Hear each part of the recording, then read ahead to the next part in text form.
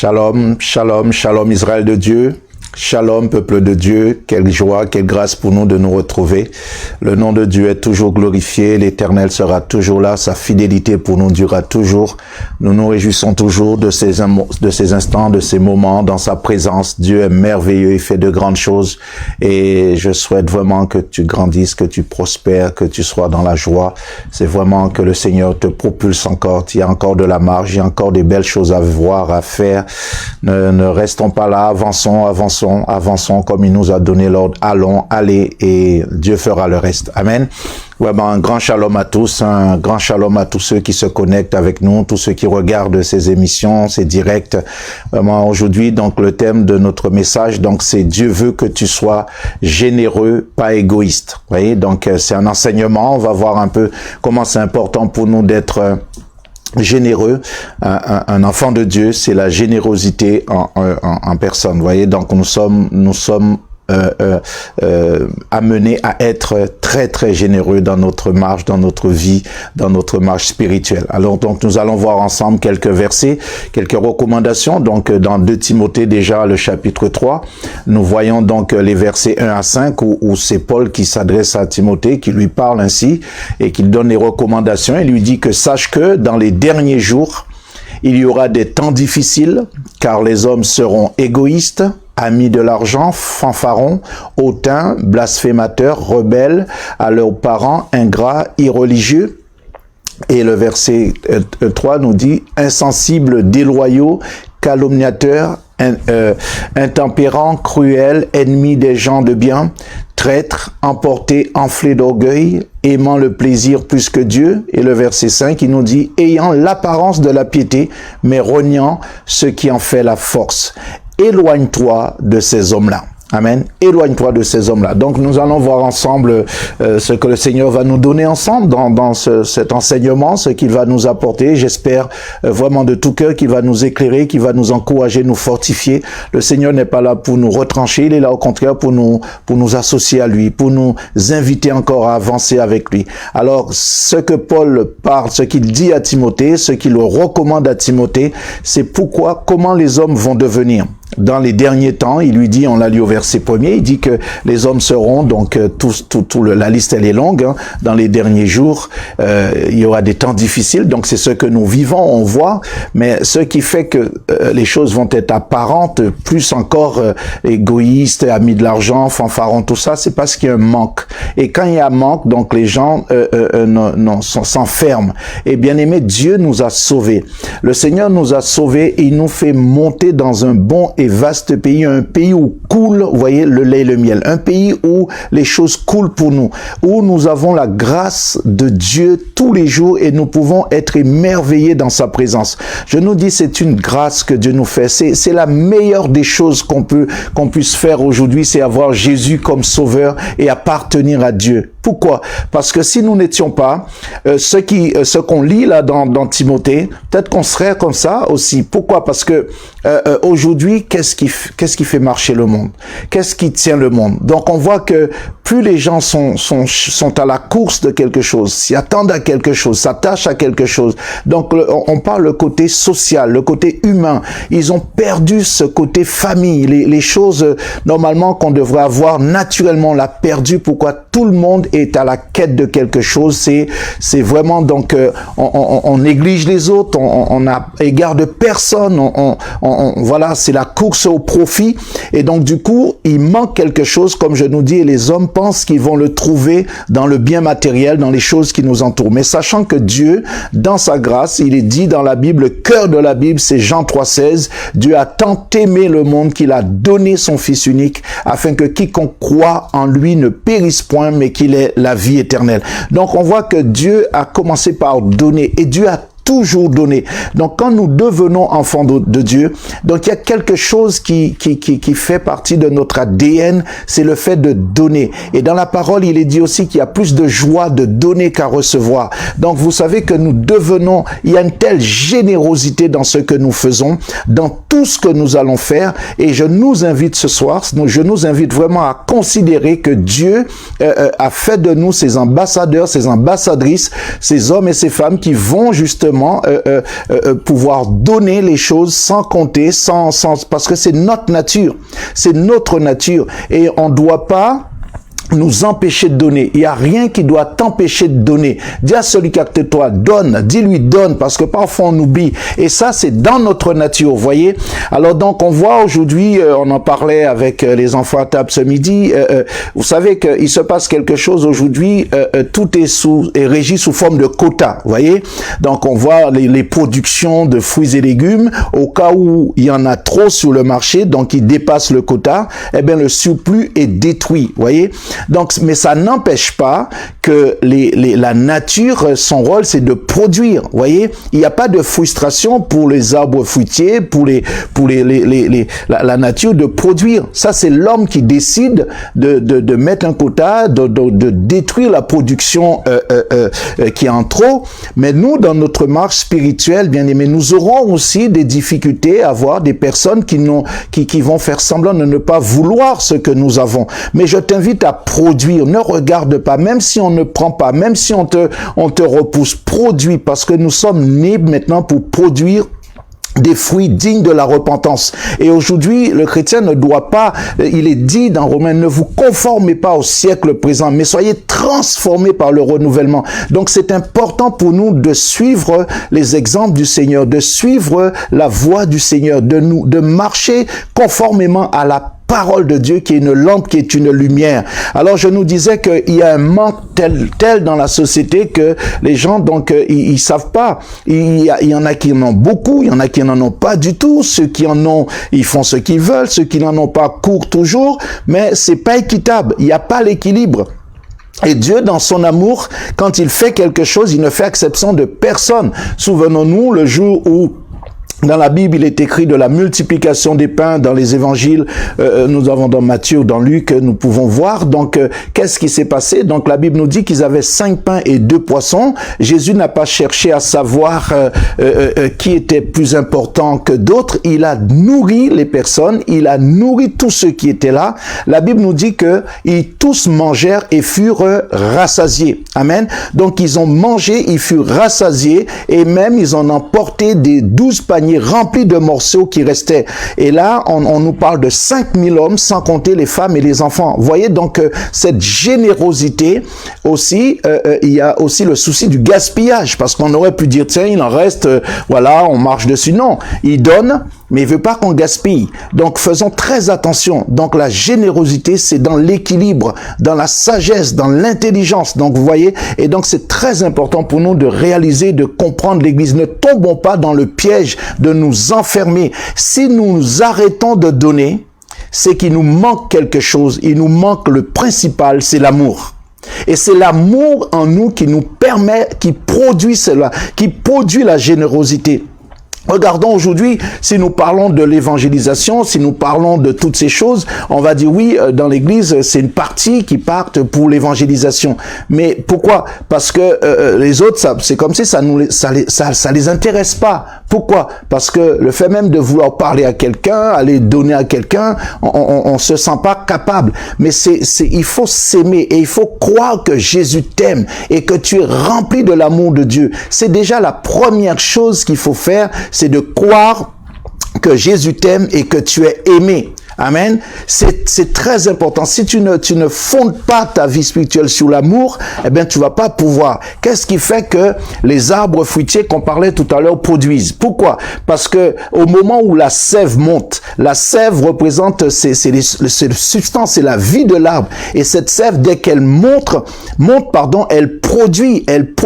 Donc, les arbres vont produire les fruits en fonction. Donc, et la sève va pas chercher à savoir.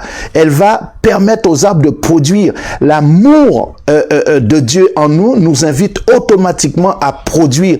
Et ce que nous produisons, c'est la multiplication. Peu importe le nombre que nous avons, si nous avons l'amour de Dieu en nous, nous allons produire. Amen. Regardons l'exemple, j'aime bien ce texte de cette femme dans 2 Rois, où Élisée, quand Élisée est rentré dans la maison de cette femme, Élisée lui a parlé, c'est elle qui commence à se plaindre, on va dire. Mais Élisée lui a posé des questions. Que puis-je faire pour toi et qu'as-tu à la maison?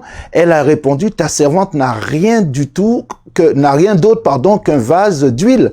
un peu d'huile dans un vase. Et cela suffisait à Élisée pour dire, voilà, tu as l'essentiel, tu as l'huile. L'huile, c'est le symbole de la présence de Dieu. C'est l'amour, on va dire, Dieu est amour. Dis à celui qui a peut-être croire que Dieu est amour. Amen. Dieu est amour. Donc, automatiquement, si Dieu est amour, donc tu as l'ADN de Dieu en toi. Donc, tu dois produire ceci peu d'huile. Élisée lui a demandé d'aller chercher des vases en dehors et non pas en demander pardon un petit nombre, mais quand tu vas rentrer, tu vas verser cette huile et voilà qu'elle avait soi-disant un petit nombre, mais qu'est-ce que j'ai dire, un peu d'huile, pardon, dans un vase, et Élisée lui dit, n'en demande pas un petit nombre, pardon, mais elle a demandé un grand nombre de vases. Mais tout ce qu'on sait, c'est elle s'est mise à verser, et l'huile ne s'est point arrêtée. Bien-aimé, l'Église de Dieu, revenons dans la générosité, de ne pas regarder, de ne pas faire exception, de ne pas faire en fonction de ne pas être une Église, je parle de l'Église, je parle pas du bâtiment, je parle de toi, de ne pas être une Église qui fonctionne en fonction de les circonstances, des choses comme ça. Dieu nous a positionnés pour pouvoir glorifier son nom. Amen. Donc, donc, regardons dans le texte que nous avons sous les yeux. Je vous ai montré de toute manière que c'est en travaillant ainsi qu'il faut soutenir les faibles et se rappeler les paroles du Seigneur qui dit lui-même, il y a plus de bonheur à donner qu'à recevoir. Donc, vous voyez, c'est ça. Donc, il faut donner. Donc, dis à celui qui est à côté de toi, il faut donner. Les faibles ont besoin d'être soutenus et ne tombons pas dans le piège d'une société qui avance dans le profit, dans les choses et puis ignorer notre rôle, c'est de subvenir aux besoins de la veuve, de l'orphelin. Donc tous ceux qui sont laissés pour compte, on doit pouvoir, notre rôle c'est d'équilibrer la société. Un enfant de Dieu apporte l'équilibre. Là où il passe, s'il y a ténèbres se transforment en lumière. Là où il passe, s'il y a maladie, guérison arrive. Notre rôle c'est apporter la solution, apporter l'équilibre. C'est pour ça que Dieu nous envoie et c'est pour cela il faut y aller, il faut marcher, il faut apporter cette parole. Amen. Et dans 1 Corinthiens 13, et nous, qui est le cœur de notre enseignement, il est dit que dans 1 Corinthiens 13, si nous lisons à partir du verset 4, il est dit quoi? La charité, ou dans d'autres versions, vous avez l'amour. Qu'est-ce qu'il dit de l'amour? Elle est donc, est patiente. Elle est pleine de bonté. L'amour, la charité n'est point envieuse. La charité ne se vante point. Elle ne s'enfle point d'orgueil. Elle ne fait rien de malhonnête. Elle ne cherche point son intérêt. Elle ne s'irrite point. Elle ne soupçonne point le mal. Verset 6, il nous dit quoi? Elle ne se réjouit point de l'injustice, mais elle se réjouit de la vérité. Elle excuse tout. Elle croit tout, elle espère tout, elle supporte tout. La charité ne périt jamais. Les prophéties prendront fin, les langues cesseront, la connaissance disparaîtra, car nous connaissons en partie et nous prophétisons en partie. Mais quand ce qui est parfait sera venu, ce qui est partiel disparaîtra. Lorsque j'étais enfant, je parlais comme un enfant, je pensais comme un enfant, je raisonnais comme un enfant. Lorsque je suis devenu homme, j'ai fait disparaître ce qui était de l'enfant. Amen. Et donc, le verset 10 nous dit, aujourd'hui, nous voyons au moyen d'un miroir, d'une manière obscure, mais alors nous verrons face à face. Aujourd'hui, je connais en partie, mais alors je connaîtrai comme j'ai été connu. Maintenant, donc, verset 13, pour finir, ces trois choses demeurent, la foi, l'espérance, la charité, mais la plus grande de ces choses, c'est la charité, c'est l'amour. Pourquoi c'est la plus grande? Parce que nous avons choisi un Dieu tout-puissant. Et il faut pas oublier notre ADN coule de ce que notre Dieu est. Dieu est amour. Donc Dieu a fait des miracles, mais Dieu n'est pas un miracle. Comprenons bien. Donc nous avons notre intérêt, notre fondement, c'est dans l'amour. Donc nous produisons le Saint-Esprit. Quand nous disons à quelqu'un nous avons le Saint-Esprit, nous avons été baptisés du Saint-Esprit. Mais réfléchissons que le Saint-Esprit c'est pas le Saint-Esprit que tu as eu qui appartient à une église. Le Saint-Esprit c'est la présence de Dieu dans ta vie. Donc cela veut dire que tu es devenu comme lui. Et si tu es devenu comme lui, tu as son sang qui coule dans tes veines. Donc tu es automatiquement lui. Et il est toi. Il y a plus deux, il y en a qu'un. Et c'est ça qui fait toute la différence. Donc, nous devons nous dire que nous devons faire attention, à ce que nous faisons, ce que nous disons, comment nous faisons les choses. La Bible de Dieu, la parole de Dieu n'est pas à interpréter. On n'interprète pas la Bible, on l'arrange pas à notre façon, on prend pas des versets par-ci, par-là et faire une doctrine. On est conscient que c'est une parole vivante qui est capable aujourd'hui encore de sauver des vies.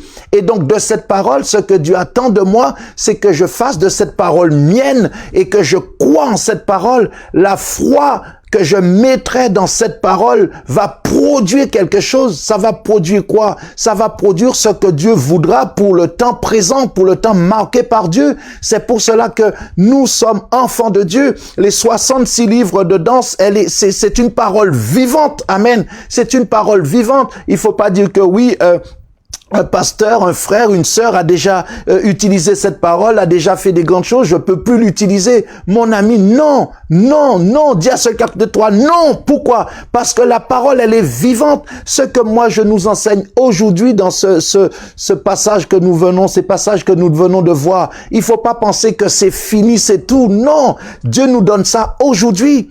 Mais quelqu'un d'autre dans pas longtemps, même dans quelques heures, va te donner la même parole, les mêmes références, te sortira autre chose. C'est pas que celui que tu as entendu en premier s'est trompé ou celui que tu entends maintenant est à côté. Non, Dieu veut qu'on grandisse. Et les enfants de Dieu, c'est pour ça que Dieu ne s'arrête pas. Dieu donne et il donne encore aujourd'hui. Donc devenons semblables à lui. Soyons comme notre Père. Soyons comme notre Dieu. Jésus lui-même, il dit, je suis en lui et il est en moi. Nous formons qu'un. Tout ce que je fais, c'est lui qui le fait en moi. Voyez? Donc, cette appartenance, nous devons devenir comme ça.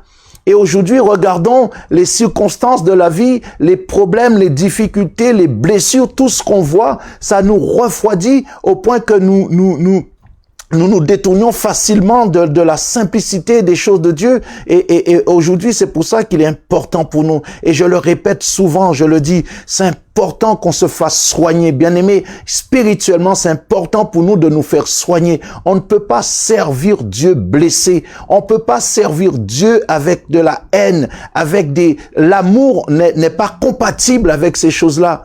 C'est parler de ténèbres et lumière. Amen. Donc, si tu as la haine, si tu as des blessures, si tu es envieux, si tu as l'animosité, toutes ces choses sont en toi, eh bien, tu produiras. C'est pour ça qu'il est dit, c'est pas ce qui entre qui souille, mais c'est ce qui sort. C'est donc l'état de ton âme qui est important. Et c'est pour ça que souvent je nous parle de ce verset de l'épître de Jean, le 3e épître de Jean. Il y a qu'un chapitre. Il dit que, bien-aimé, je souhaite que tu prospères. Regarde, il dit, je souhaite que tu prospères comme prospère l'état de ton âme. Donc, l'amour nous donne à prospérer.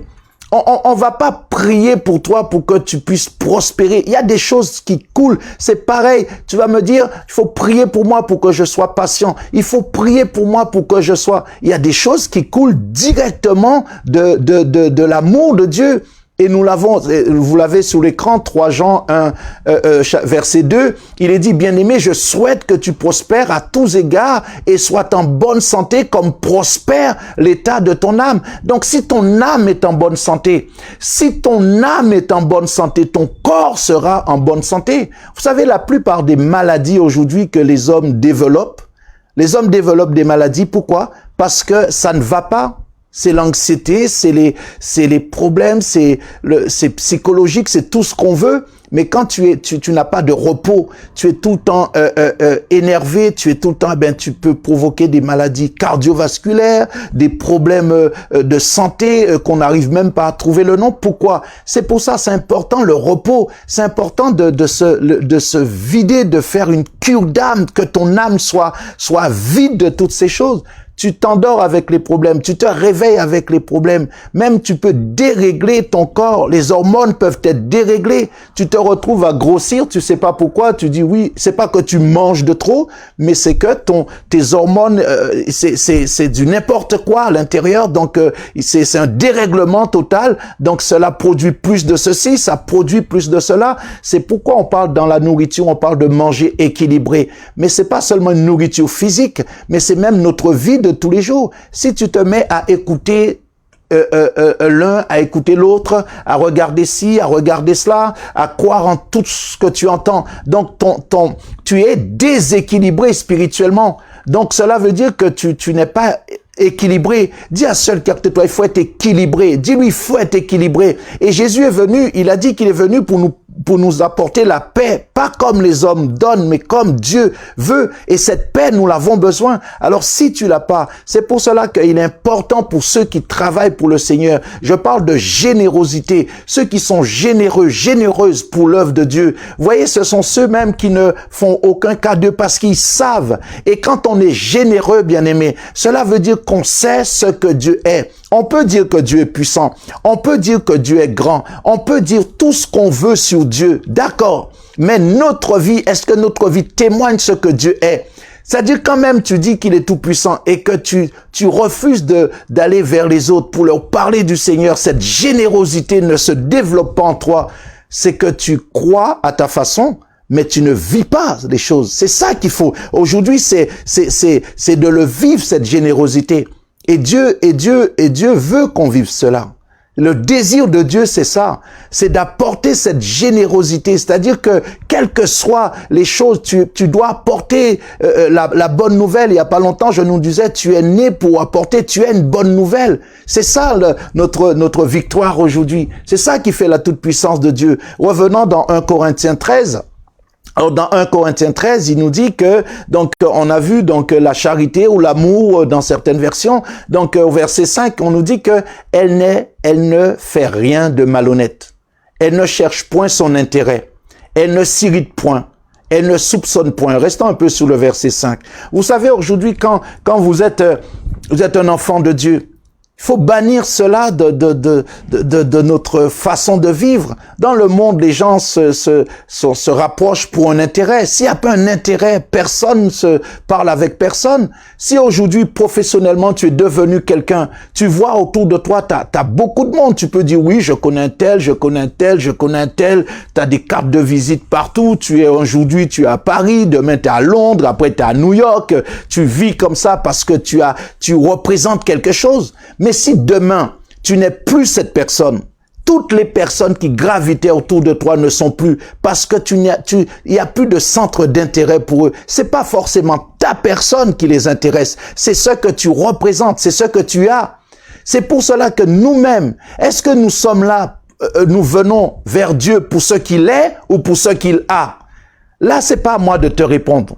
Mais comprenons, si tu viens vers Dieu pour ce qu'il a, eh ben, c'est la même chose. Eh ben, un jour, on sera malhonnête. Un jour, parce qu'on cherche notre intérêt. Parce que j'ai appris que Dieu guérit. Je viens. C'est bien tout ça. J'ai appris que Dieu, c'est pour cela qu'on voit que souvent, l'égoïsme, c'est ça, c'est de venir, Dieu bénit, le pasteur passe du temps avec, le pasteur fait des projets avec la voix, un intérêt, quelque chose, plutôt voix, un potentiel, voix dans une vision lointaine pour la gloire de Dieu. Et bon, après, il n'y a plus personne. Pourquoi? Parce que les personnes sont venues et ont cherché leur intérêt. Voilà, Dieu nous a bénis.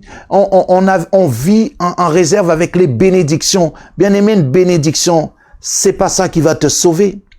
Les bénédictions, il y a beaucoup de personnes que Jésus, même au temps de Jésus, ont reçu des guérisons, peut-être même ressuscités, mais qui nous dit que ces gens-là sont au ciel aujourd'hui?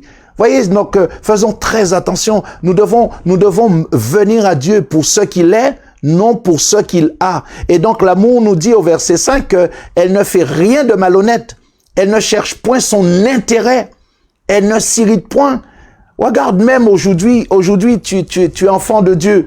Ton frère et ta sœur ou qui se trouvent à l'église, est-ce que tu parles bien avec lui, avec elle, parce que c'est ton frère en Christ ou parce que tu as un intérêt?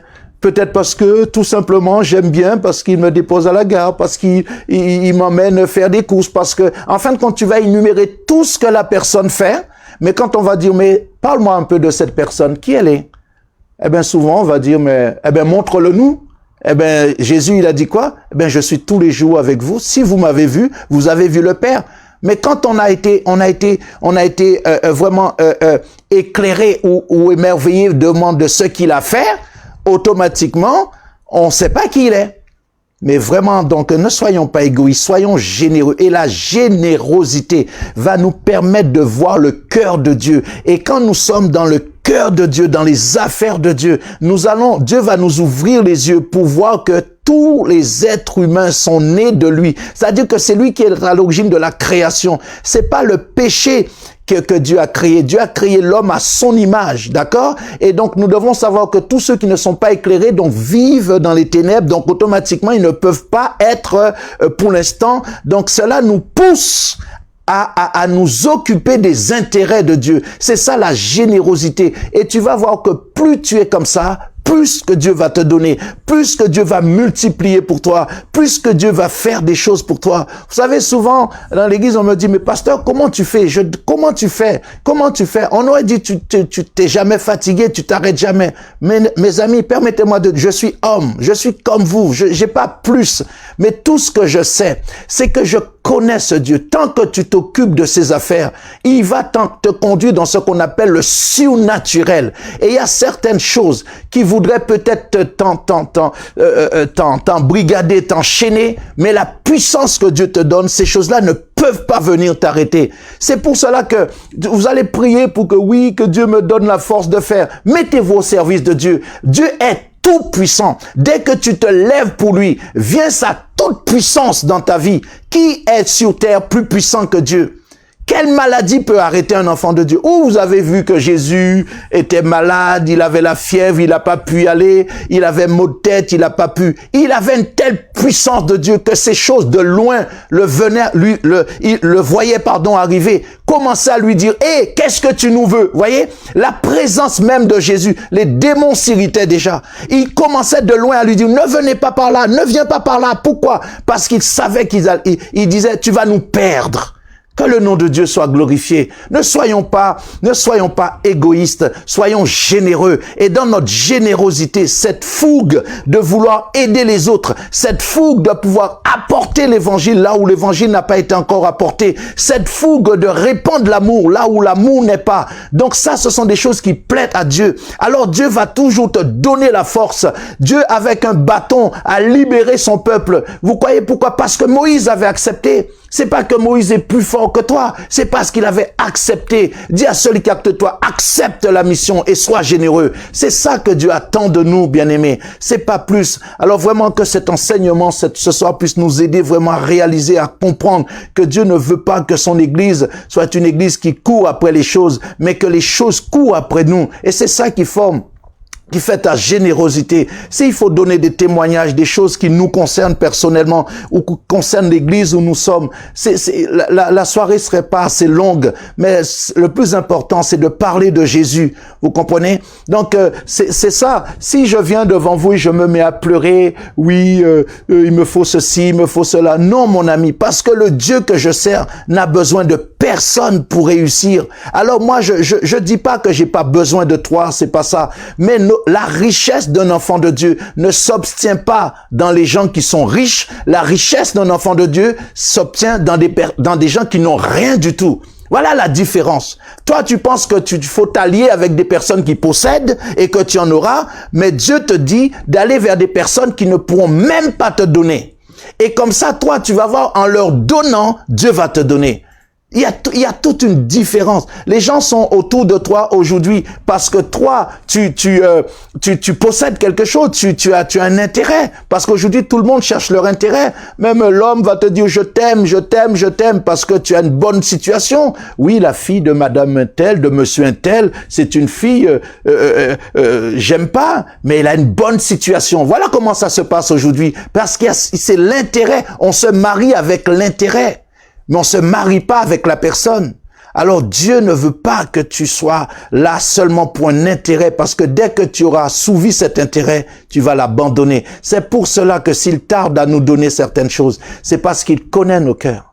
Et il sait très bien que tu n'es pas encore prêt. Tu fais semblant. Mais ce soir, il veut vraiment que tu réalises qu'il te veut comme tu es. Et il va te transformer. Et il fera de toi un être généreux. Amen, un être généreux. Et c'est ça que le Seigneur veut faire de nous. Regardons s'il faut, pour finir cet enseignement, regardons dans le livre des Actes, ce qui s'est passé pour les apôtres dans Acte 2, on connaît bien, donc ils ont fait le discours, Pierre, a fait le discours, et une fois qu'il a fait le discours, la Bible nous dit que tous ceux qui ont été touchés, ils ont posé la question, qu'est-ce qu'il faut que je fasse? Alors Pierre leur expliquait ce qu'il fallait faire, et Pierre leur a éclairé sur les choses de Dieu, Pierre leur a donné sans rien retenir. La Bible nous dit que Pierre leur donne des choses que vraiment que l'apôtre Joël, plutôt le prophète Joël, avait proclamé quelques siècles plus tôt. Pierre sort ça. Oui, dans les derniers jours, dit Dieu, je répandrai de mon esprit sur toute chair. Les gens entendaient Pierre parler des merveilles de Dieu comme si lui, il avait été avec Dieu toute sa vie.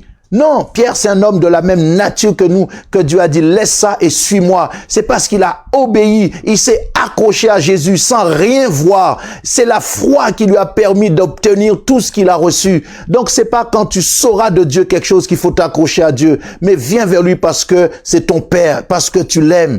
Et la Bible nous dit que ces hommes qui sont venus, 3000 âmes d'un coup, sont rajoutées à l'église. Et qu'est-ce qui se passe? La Bible nous dit qu'ils étaient là, ils donnaient, ils déposaient aux pieds des apôtres, ils déposaient aux pieds des apôtres, ils partageaient, ils vendaient des choses, ils amenaient automatiquement. Pourquoi? Parce que la générosité s'est réveillée en eux, parce que les apôtres même, qu'est-ce qu'ils voyaient qu'ils avaient? Parce qu'ils ont donné l'amour, ils étaient avec eux dans l'enseignement, dans la fraction du pain, dans dans tout ce qu'ils faisaient. L'amour était tellement à son comble, l'amour a invité ces hommes à être généreux. Aujourd'hui, on n'aime pas forcément, mais on veut recevoir. Oui, il faut donner à Dieu, il faut donner à Dieu. Il faut donner à Dieu. Mais avant de donner à Dieu, il faut apprendre aux gens de recevoir ce que Dieu a donné. Celui qui reçoit de Dieu, automatiquement, est généreux. Amen. Que le Seigneur puisse nous bénir ce soir et réaliser, de comprendre que on ne force pas quelqu'un à faire ce qu'il ne veut pas faire. Parce que si c'est ça, c'est même pas bon. Ce qu'il faut, c'est la générosité, c'est le désir de faire. Il y a des violations dans toute chose. On nous dit que si un homme va après une femme et que la femme n'est pas consentante, c'est un viol. Voyez, mais dans tous les domaines, le viol peut être vu. C'est pas parce que tu es assis dans une assemblée, tu savais même pas et on te force à faire quelque chose qui n'est pas correct, que toi-même tu n'éprouves pas, t'es pas convaincu, parce que tu n'as pas le choix. Tout le monde te regarde, tu le fais parce que tu sens une oppression. C'est un viol. Alors pour ça, il aurait fallu peut-être t'apprendre à connaître Dieu. Et là, la générosité arrive automatiquement. Et voilà notre travail, notre défi. On va finir avec Colossiens chapitre 3, les versets 12 à 17. Dans Colossiens 3, versets 12 à 17, il dit ainsi donc comme les élus de Dieu, saints et bien-aimés, revêtez-vous d'entrailles de miséricorde, de bonté, d'humilité, de douceur, de patience. Supportez-vous les uns les autres. Et si l'un a sujet de se plaindre de l'autre, pardonnez-vous réciproquement, de même que Christ vous a pardonné, vous aussi. Le verset 14 nous dit, mais par-dessus toutes ces choses, revêtez-vous de l'amour, de la charité, qui est le lien de la perfection, et que la paix de Christ, à laquelle vous avez été appelés pour former un seul corps, règne dans vos cœurs, et soyez reconnaissants. Le verset 16 et 17 pour finir nous dit ceci, que la parole de Christ habite parmi vous abondamment. Instruisez-vous et exhortez-vous les uns les autres en toute sagesse par des psaumes, par des hymnes, par des cantiques spirituels chantant à Dieu dans vos cœurs sous l'inspiration de la grâce. Et quoi que vous fassiez en parole ou en œuvre, faites tout au nom du Seigneur Jésus en rendant par lui des actions de grâce à Dieu le Père. Amen. Amen. Tout ce que vous faites, tout ce que nous allons faire, il faut qu'il y ait l'amour dedans. S'il n'y a pas d'amour, même si un frère te dit je t'aime, s'il n'y a pas d'amour de Dieu, bon, c'est pas à toi tu acceptes, mais s'il n'y a pas d'amour, il n'y a aucun effet dans ça. Parce que c'est l'amour qui construit. C'est l'amour qui se multiplie. C'est l'amour qui donne. Si un homme de Dieu te dit tu réussiras, et je crois qu'il est sincère avec toi, alors tu réussiras. Pourquoi? Parce que dans cette parole, il y a la semence de la multiplication. Il y a la semence de la réussite. Il y a la semence de la victoire. Il y a la semence pour glorifier Dieu. La pluie ne descend pas sans avoir accompli sa mission. Et aussi vrai que la parole de Dieu ne tombe pas avant d'avoir accompli la mission. C'est pour cela, je vais finir avec cette pensée. Entourez-vous avec des bonnes personnes. Entourez-vous avec des personnes qui peuvent vous encourager, qui peuvent vous aider encore à avancer. Pas des relations toxiques qui vont vous faire croire que vous êtes rien. Tu es précieux, tu es précieuse. Et Dieu veut que tu sois généreux, que tu sois généreuse. Ne t'enferme pas en disant c'est à moi, c'est à moi, c'est à moi. L'amour de Dieu t'invite à dire à quelqu'un, Jésus t'aime. Mais pas de dire à quelqu'un, si tu meurs ce soir, tu iras en enfer. Ça, c'est pas ton problème. Tu ne sais pas. Tout ce qu'il nous a dit, allez annoncer la bonne nouvelle. La bonne nouvelle, c'est l'évangile. Une bonne nouvelle à quelqu'un, c'est même pas parler de la mort, c'est donner espoir à quelqu'un, même s'il est malade, qu'il vivra et qu'il témoignera la gloire de Dieu. Dieu nous a jamais dit de dire aux hommes, de dire aux femmes, si tu meurs aujourd'hui, tu iras en enfer. Qu'est-ce que t'en sais? Que le Seigneur puisse nous bénir. Que la paix et la grâce de Dieu soient sur chacun de nous. Et j'espère que cet enseignement va nous inviter encore à être de plus en plus généreux. Et même si c'est un petit peu que tu as dans ton cœur, donne-le à Dieu. Donne ce temps-là à Dieu. Ne passe pas ton temps comme ça. Rachète le temps en travaillant pour le Seigneur. Amen. Et tu verras combien l'homme est béni quand il se confie en l'Éternel. Nous allons prier. Éternel, notre Dieu, notre roi, nous te remercions, Seigneur, parce que tu es Dieu souverainement élevé et que ta parole, c'est oui et amen, Seigneur. Père Saint, permets-nous de réaliser et de reconnaître que tu es Dieu et que tu as fait quelque chose d'extraordinaire. Ce que tu as fait, tu nous as aimés avant qu'on soit, Seigneur. Et si nous, on n'aime pas, Seigneur, on peut pas voir ta gloire. Parce que tout ce que tu as fait, Seigneur, dans l'amour, Seigneur. Avant même qu'on soit serviteur, avant même qu'on soit ce que nous sommes en Christ aujourd'hui. La Bible dit que tu nous as tant aimés, Seigneur. Père, oh, que l'amour est puissant.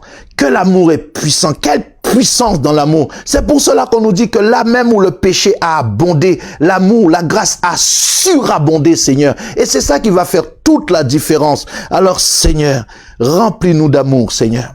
Remplis-nous de cet amour sincère, cet amour qui ne soupçonne pas, qui ne calcule pas, qui ne cherche pas son intérêt, mais qui ne dit pas il est tard, il est tôt, pourquoi, mais qui invite toujours à vivre, cet amour qui invite ceux qui sont tombés à se relever, cet amour qui invite à ceux qui sont pas revêtus de venir se revêtir, cet amour qui invite à celui qui a faim de venir se rassasier, cet amour qui invite à celui qui est dans le désert de venir dans l'oasis. Seigneur, conduis-nous, permets-nous d'être ce que tu es, afin que cette nation sache que tu es Dieu à travers, Seigneur, les œuvres que nous allons effectuer dans l'amour, dans le nom de Jésus-Christ. Amen. Amen. Que la paix et la grâce de Dieu soient sur chacun de nous. Restez bénis et surtout, soyons généreux pour le Seigneur. À très bientôt.